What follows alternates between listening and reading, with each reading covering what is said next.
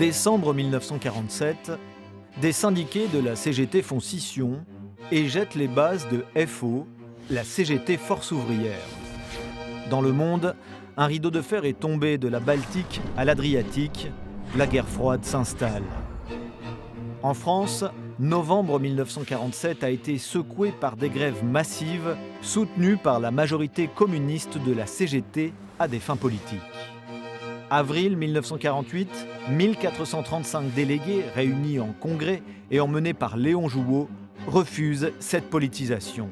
Ils créent FO en choisissant de rester fidèles à la charte d'Amiens.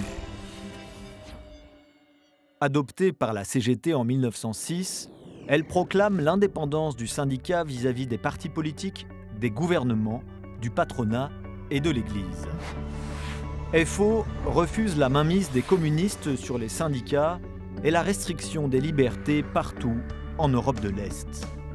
Liberté, indépendance et défense acharnée des intérêts des salariés par la négociation, mais aussi par le rapport de force et la grève, lorsque c'est nécessaire, sont dans l'ADN de FO, comme la défense des valeurs républicaines.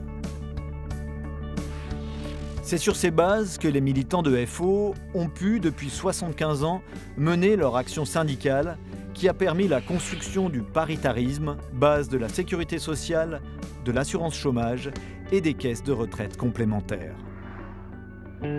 Aujourd'hui, alors que les droits et acquis des salariés sont attaqués, Force ouvrière entend plus que jamais défendre le progrès social et combattre l'austérité.